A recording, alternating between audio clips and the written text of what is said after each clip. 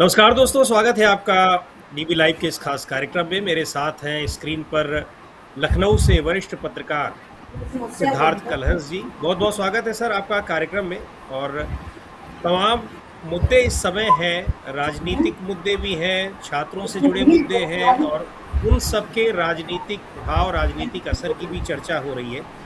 इन्हीं सब पर बात करने के लिए हमने सोचा कि आपसे कुछ पूछा जाए, समझा जाए कि क्या कुछ हो रहा है। पहली बात तो ये कि ये 2 मुद्दे जो हैं, एक तो जंतर-मंतर पर जो छात्रों की समस्याओं को लेकर, चाहे सोनम वांगचुक हों या फिर आइसा के छात्र हों, आमरण अनशन पर बैठे हैं। सरकार को बिल्कुल भी परवाह नहीं है कि कौन मर रहा है, कौन जी रहा है। दूसरी ओर अयोध्या में जो चढ़ावा चोरी का मामला है, जिस पर पानी डालने की, पर्दा डालने की बड़ी कोशिशें हो रही हैं, लेकिन शायद वो कोशिशें कामयाब नहीं हो पा रही। इन दोनों प्रकरण में सिद्धार्थ जी, मैं आपसे जानना चाहता हूँ कि सरकार वास्तव में बेफ़िक्र है या फिर बैकफुट पर है और वो दिखाने की कोशिश कर रही है कि वो बेफ़िक्र है? समीर जी, दो विषयों का जिक्र आपने किया है। पहला तो वो है जो जंतर मंतर पर अनशन चल रहा है, प्रदर्शन चल रहा है। दूसरा है चढ़ावा चोरी का मुद्दा। और दोनों मुद्दों के असर और सरकार पर उसका प्रभाव वो अलग अलग हैं। जहां तक जंतर मंतर पर जो प्रदर्शन चल रहा है, ये प्रदर्शन का ताप उतना महसूस नहीं किया जा रहा है जितना उम्मीद की जा रही थी कि इसका असर जो होगा। कारण एक बड़ा है कि अन्ना आंदोलन हुआ था। अन्ना आंदोलन के बाद से जो निराशा पनती है आंदोलनों को लेकर आम जन के बीच में, एक भाव ऐसा आ गया है कि जैसे लगता है कि इस तरह के आंदोलनों से कुछ होने वाला नहीं है। तो ना तो जनता में बहुत ज़्यादा एक एक खास वर्ग है युवाओं का, और उनको भी मैं ये कह सकता हूँ कि वो मिडिल क्लास के, मध्यम श्रेणी के परिवारों के जो युवा हैं, उनके बीच में ज़रूर एक निराशा, गुस्सा है। लेकिन बड़े पैमाने पर अगर आम जन के बीच में देखें तो ना तो उनको उस जंतर मंतर के आंदोलन से कोई उम्मीद नजर आ रही है, और सरकार को भी ये मालूम है कि बहुसंख्यक मतदाता वर्ग पर जंतर मंतर प्रकरण का कोई बहुत असर नहीं हो रहा है। लेकिन इसका ठीक उलट है। जो चढ़ावा चोरी का मुद्दा है, उस पर चाहे जितनी सरकार लीपापोती करे, चाहे जितना उसका विपक्षी दल उसको आक्रामक तरीके से न उठाएं या उसको लेकर एक गार्डेड रवैया अख्तियार करें, लेकिन जनता के बीच में ये मुद्दा बहुत ही गंभीर रूप से घर कर चुका है। और लोगों के बीच में इसको लेकर जो क्षोभ, जो गुस्सा, जो क्रोध और जो निराशा जो दिखाई पड़ रही है, वो बहुत व्यापक है। मुझे लगता है कि शायद इसका कहीं ना कहीं कुछ अंदाज़ा भारतीय जनता पार्टी, जो सत्ताधारी पार्टी है, केंद्र में भी, राज्य में भी, पंचायतों से लेके नगर निगमों से लेके हर जगह जहाँ है, वो उसको ये अंदाज़ा है। शायद तभी उसने कई तरह के कार्यक्रम डिज़ाइन किए हैं कि कैसे लोगों के बीच में जाएं। उसमें 2-3 तरह की चीज़ें, कुछ जो बातें मुझे पता चली हैं कि वो बताने की कोशिश होगी। एक कोशिश तो ये भी होगी कि ये बताया जाए कि कोई बहुत बड़े पैमाने पे चोरी नहीं हुई है। ये भी बताने की कोशिश लगातार हो रही है और बताया जा रहा है कि देखिए साहब, हमारी सरकार ने बड़ी सख्ती के साथ कदम उठाया है, और कुछ छोटे स्तर के कर्मचारी थे और उनको तुरंत पकड़ के जेल में डाला गया है और बड़ा सख्त कार्रवाई हो रही है, बड़े मतलब कड़ी सजा दे दी जाएगी। लेकिन जनता के बीच में जो एक नैराश्य पैदा हो गया है, वो अपने आप में बहुत हैरत अंगेज है। और ये इसलिए भी ज़्यादा सरकार के लिए फिक्र का विषय है क्योंकि इस बार का जो गुस्सा, इस बार का जो क्रोध, इस बार का जो क्षोभ और निराशा है, वो उनके अपने बिल्कुल जिसे कहते हैं पक्के समर्थक वर्ग के बीच में है। जी। एक बड़ा तबका है जो कि इस पार्टी की हुँ। नीतियों से सहमत नहीं रहता है, इसको मतदान नहीं करता है। लेकिन वो जो जिसे आम बोलचाल की भाषा में आजकल भक्त और कौन सा भक्त कहा जाने लगा है, ये वो तबका जो है पूरा का पूरा, वो हुँ। इस बार जो है वो बैकफुट पर नजर आ रहा है। वो जो कि सरकार को तमाम नाकामियों के बावजूद आक्रामक तरीके से डिफेंड करता था, सरकार के लिए लड़ने को तैयार रहता था, एक पार्टी विशेष के लिए वो झंडा बरदारी नहीं था, बल्कि वो बहुत आक्रामक तरीके से मुकाबला करता था। वो सबके सब आज की तारीख में कहीं मतलब डिफेंस कर पाने की कंडीशन में भी अपने आप को नहीं पा रहे हैं, और हर कोई ये कह रहा है कि बहुत गलत हो गया है। और कोई ये बात यकीन कर पाने को तैयार नहीं है आम जनता के बीच में, खास तौर पर भारतीय जनता पार्टी के समर्थक वर्ग के बीच में इस बात को हुँ, कोई नहीं मानने को तैयार है कि ये जो चोरी हुई है, जो चढ़ावा चोरी, चंदा चोरी है, ये केवल कुछ चंद छोटे कर्मचारियों की मिलीभगत ही है। ऐसा कोई मानने को नहीं तैयार है। हर किसी के दिल में ये बैठ गया है कि इस चोरी जी, में बड़े लोग शामिल हैं, और ये भी बैठ हाँ, गया है कि बड़े लोगों को बचाने की लगातार कोशिश हो रही है। तो ये मुद्दा तो मुझे लगता है कि उसका जनता के बीच में व्यापक असर है। जंतर मंतर पर जो चल रहा विषय है, उस विषय को लेकर एक सीमित वर्ग के अंदर उसको लेकर एक सरकार के प्रति नाराजगी नजर आ रही है। वो सीमित वर्ग वो है जो पढ़ा लिखा वर्ग है, जिसके बच्चे जी, परीक्षाएं दे रहे हैं, जिसके बच्चे अभी छात्र हैं, वो स्कूल कॉलेजों में हैं, जिनको अभी भी हमारी शिक्षा व्यवस्था से बहुत सी आस लगी हुई है, जो लगातार हुँ, प्रयासरत हैं किसी तरीके से सिस्टम का अंग बनने के लिए। उनके बीच में तो गुस्सा नजर आ रहा है। हाँ, एक इस जंतर मंतर प्रकरण का एक पहलू और भी है। हुँ, सोनम वांगचुक को लेकर जो लोगों में एक सहानुभूति है, वो बहुत कुछ मानवीय आधार पर है। बहुत कुछ सोनम वांगचुक के पुराने रिकॉर्ड को देखते हुए, वो सीजेपी को के लोगों को लेकर शायद ना हो, लेकिन सोनम वांगचुक जी, का जी, जो अपना अपनी पर्सनालिटी हुँ, रही है, उस पर्सनालिटी को देखते हुए एक बड़ा तबका मुझे ऐसा मिला है जो ये मानता है कि शायद राजनीतिक अज्ञानता के चलते सोनम वांगचुक इस पूरे आंदोलन में कूद पड़े और उन्होंने ऐसा कदम उठाया, लेकिन उनकी जान बचाई जानी चाहिए, उनकी बात सुनी जानी चाहिए, उनके प्रति एक लोगों में सहानुभूति है। ये एक अलग पहलू है। इन लोगों बिल्कुल, का जी, जो ऐसा हुँ, मानते हैं, वो सीजेपी की के साथ खड़े हैं या सीजेपी जो कह रही है उसके साथ खड़े हैं, ऐसा नहीं है। लेकिन हाँ, हुँ, सोनम वांगचुक की व्यक्तिगत जो छवि है, उस छवि को जी, लेकर एक एक हिस्सा ऐसा है समाज का जो हुँ, सहानुभूति रखते हुए ये चाहता है कि सोनम वांगचुक के जीवन को बचाने का पूरा प्रयास किया जाना चाहिए और उनको अनशन रखना खत्म करना चाहिए। लेकिन चढ़ावा बिल्कुल, चोरी मैं कह रहा हूँ, चढ़ावा चोरी हाँ, वो इतना नीचे तक घर कर चुका है, वो मानस में लोगों के बैठ चुका है कि उसको किसी भी तरह की एसआईटी, किसी भी तरह की कार्रवाइयों से वो निकल जाएगा, ये बहुत संभव नहीं दिख रहा है मुझे। हुँ। बिल्कुल, ये चढ़ावा चोरी का मुद्दा बिल्कुल आप सही कह रहे हैं कि उन लोगों से जुड़ा है, वो लोग नहीं डिफेंड कर पा रहे हैं अब उसी सरकार को जिसके इतने बड़े समर्थक रहा करते थे। एक बात यहाँ पर और सिद्धार्थ जी मैं जानना चाहता हूँ, सरकार की कोशिश रही है, बीजेपी की कोशिश हमेशा रही है कि कोई ऐसा मुद्दा हो, ये हम इ इधर बीच की जो नई बीजेपी है इसकी बात कर रहे हैं। कि वो हर मुद्दे पर चाहे किसान आंदोलन रहा हो, चाहे दूसरे मुद्दे रहे हों, उनमें सरकार पर आरोप लगाने वालों को ही एक तरीके से वो देश विरोधी, राष्ट्र विरोधी, हिंदू विरोधी घोषित करने की कोशिश होती है। यहाँ तक कि शंकराचार्य तक को कर दिया गया, उसमें ज़रा भी संकोच नहीं हुआ। चढ़ावा चोरी के मामले में भी ये किया जा रहा है, जैसा अभी विधानसभा अध्यक्ष का बयान आ गया कि जिन्होंने दान किया, इसका मतलब उन्होंने श्रद्धापूर्वक दान नहीं किया, यानी बिल्कुल दान करने वालों का भी मज़ाक उड़ाना। और ऐसे लोगों को जिन्होंने माँगा चंदा का हिसाब, उन पर आक्रामक होना, उनकी आलोचना करना और पुराने मुद्दों को ले आना, जैसे योगी जी आजकल बार-बार बात कर रहे हैं कि भई हनुमानगढ़ी पे आपने हनुमान जी के मंदिर में नमाज़ पढ़वा दी। हालाँकि शंकराचार्य तो आज बड़े गुस्से में थे कि वो बताएँ कब कराया गया।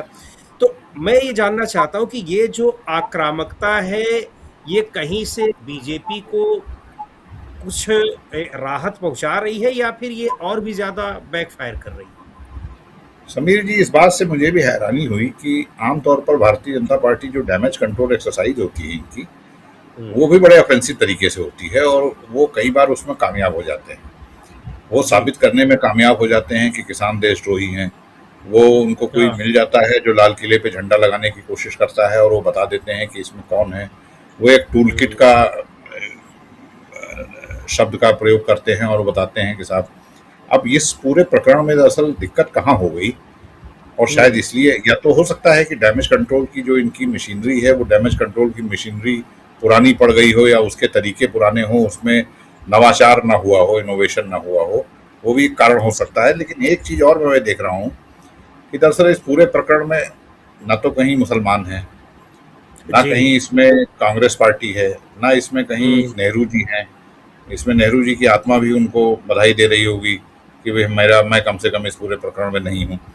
तो हुँ, जो इनके जो तरीके हैं वो बहुत सीमित औजार हैं इनके पास। उन सीमित औजारों के आधार पर ना इसमें कहीं देशद्रोह का एंगल आ रहा है, ना इसमें हुँ, कहीं रामद्रोह का एंगल आ रहा है।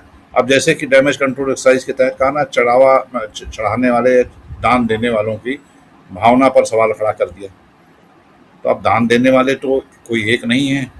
हमारे आपके हाँ, परिवारों के, हमारे आपके हित मित्रों में से जो गया होगा उसने जी, कोई 2-4-10 रुपए कहीं ना कहीं रखे होंगे। तो आप हाँ, सारे के सारे लोगों पर इस तरह के, जो वहाँ अब तक करोड़ों लोग गए, आपने सब पर सवाल खड़ा कर दिया।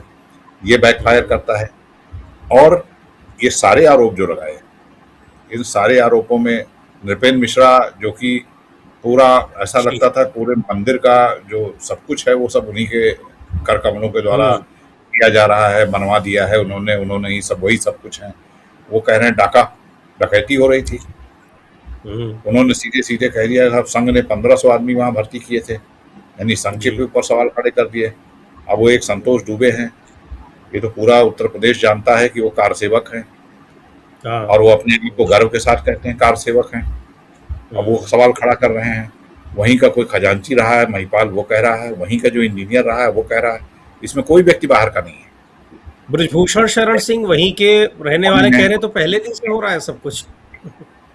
वो भाई विनय कटियार की भूमिका राम मंदिर आंदोलन में कौन उसको नकार सकता है? कितनी बड़ी जी, भूमिका थी, हर कोई जानता है।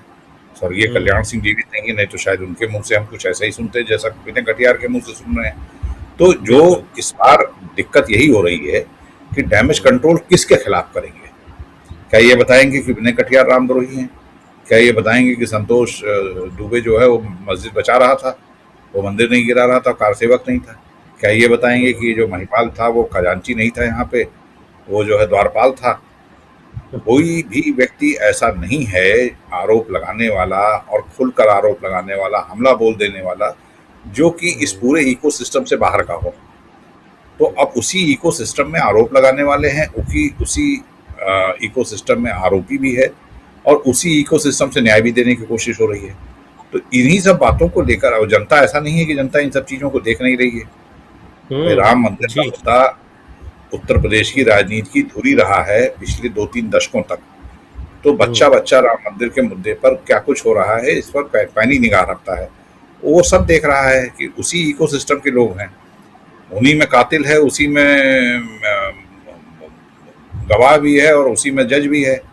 मुंसिफ भी हुँ, वहीं बैठा है, कातिल भी वहीं बैठा है, गवाह भी वहीं बैठा है। ये सारे सारे एक ही थैली में से निकल के आ रहे हैं। इसलिए ये मुद्दा मुझे नहीं लगता है कि किसी तरह का डैमेज कंट्रोल अब तक इसको बेअसर कर पाया है। एक कोशिश और भी होती है, अगर आपने देखा होगा, डैमेज कंट्रोल एक्सरसाइज जो होती है भारतीय जनता जी, पार्टी की ओर से, उसमें किसी एक बड़े मुद्दे को लाया जाता है।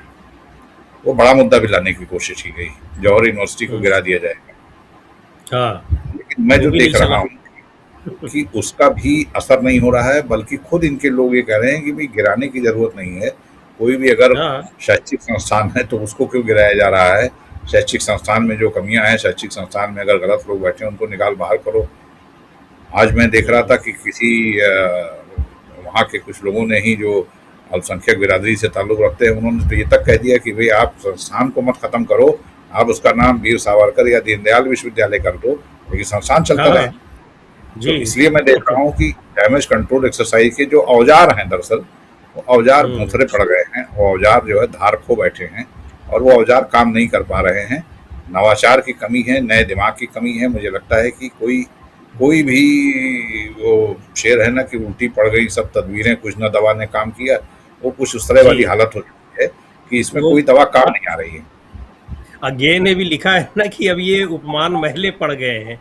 हाँ, तो जी। ये उसकी आखिरी जो लाइन है उसमें कहते हैं कि अ, इसके इनका अब इतना ज़्यादा इस्तेमाल हो गया है कि अब ये काम लायक नहीं रह गए हैं। तो काम कुछ लायक नहीं उसी रह तरीके से ये टूल्स भी ऐसे हैं।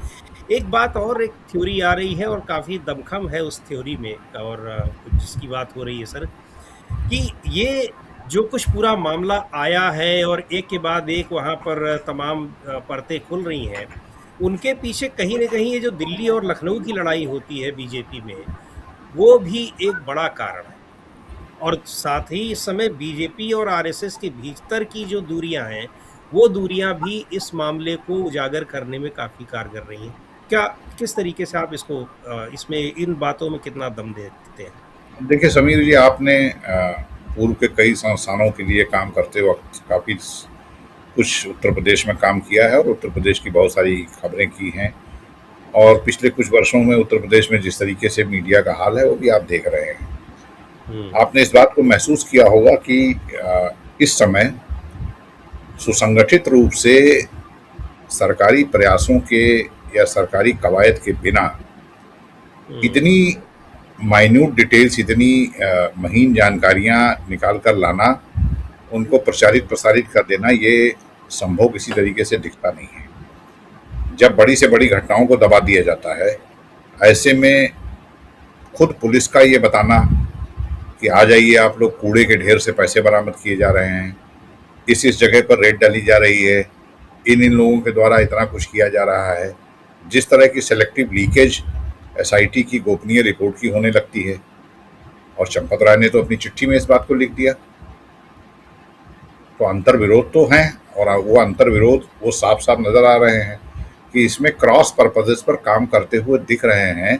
मैं इसको पूरे इसके जितने भी स्टेक होल्डर हैं, इनको अगर मैं तीन खांचों में बांट दूं, एक केंद्र सरकार है जिसने ट्रस्ट बनाया है, ट्रस्ट में अपनी मर्जी के लोगों को उसने शामिल किया हुँ, है। एक राज्य सरकार है जिसके ऊपर ब्रॉडर तरीके से तमाम सारे लॉजिस्टिक की जिम्मेदारी होती है कि वो सुरक्षा व्यवस्था देखे, वो कोई प्रकरण हो तो वहाँ कानून व्यवस्था की स्थिति देखे, वो इस तरह का कोई मामला है तो उसमें एफआईआर वो भी वो लिखे, वो देखे।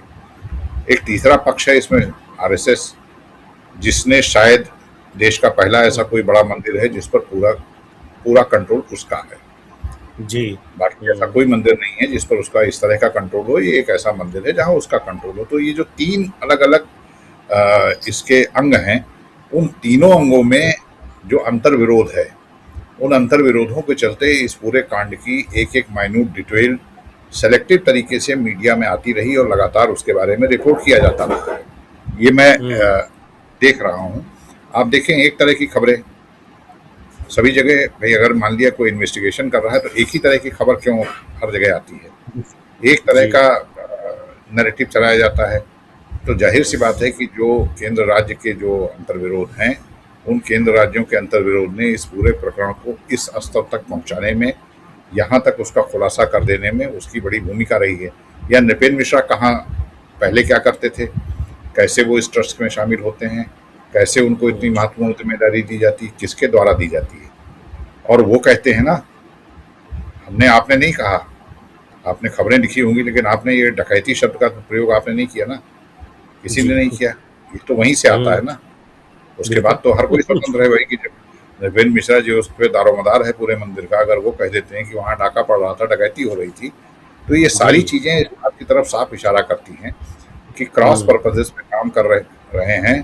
केंद्र, राज्य और संघ तीनों एक दूसरे के खिलाफ काम कर रहे हैं, और तीनों ऐसा लग रहा है कि एक दूसरे पर शह और मात का खेल खेल रहे हैं। शायद इसलिए इस प्रकरण को जनता के जी, बीच आग को बुझा पाना, वो उसमें कामयाबी मिलते हुए नहीं दिख रही है और ना आगे दिख रही है। अब तो वो यहाँ तक पहुंच चुका है कि अब उसको निकाल पाना बड़ा मुश्किल होता है। जिस जिस स्तर तक वो पहुंच चुका है, उसको निकाल पाना जी, अब संभव नहीं। अगर शुरुआत डे वन से हाँ, अगर आग पर पानी डालने का काम सभी मिल के करते, तीनों स्टेक होल्डर, तो शायद कुछ कामयाब होते, क्योंकि पूर्व में बहुत सारे प्रकरणों में कामयाबी मिल भी चुकी है। लेकिन यहाँ जी। अब कोई डैमेज कंट्रोल काम इसीलिए नहीं आ रहा है। तो अब ये सर जो आने वाले दिनों में कुछ ही महीने रह गए हैं, उत्तर प्रदेश में विधानसभा चुनाव भी होंगे और मुख्यमंत्री दावा कर रहे हैं कि तीसरी बार सरकार बनेगी। ये इतना बड़ा मामला जिसका जो जिसने सबसे ज़्यादा इनके सबसे समर्थक वर्ग को एक तरीके से उनके विश्वास को प्रभावित किया है। ऐसी स्थिति में इसका राजनीतिक नफ़े-नुकसान के तौर पर अगर देखा जाए तो बीजेपी को इसका कितना नुकसान होता दिख रहा है? या फिर ये डैमेज कंट्रोल कर लेंगे इस लेवल पर कि इसका राजनीतिक नुकसान ना होने पाए? देखिए, इसको नॉन इशू बना पाना ये संभव नहीं है। इस मुद्दे को खत्म कर देना, किसी चुनाव में ये मुद्दा ना रहे, ये बहुत बड़ा मुद्दा रहता है या थोड़ा छोटा मुद्दा रहता है, ये डिबेट का विषय हो सकता है, लेकिन ये मुद्दा ही गायब हो जाए ये तो संभव नहीं है। और अगर ये मुद्दा रहता है तो ये मुद्दा नुकसान किसको पहुंचा रहा है? इस मुद्दे का, जैसा कि मैंने कहा, एक बहुत बड़े तबके से जो सरकार की नीतियों के खिलाफ पहले से वोट करता रहा है, उससे कोई लेना जी। देना नहीं है। इस हुँ, मुद्दे का पूरा लेना देना उनसे है जो सरकार के समर्थक रहे हैं, और सरकार के बहुत प्रबल समर्थक रहे हैं, जो केवल वो मत नहीं है, वोट नहीं है, वो वोटर, वो मोबिलाइजर हैं, वो लोग हुँ, हैं जो इन्फ्लुएंसर हैं।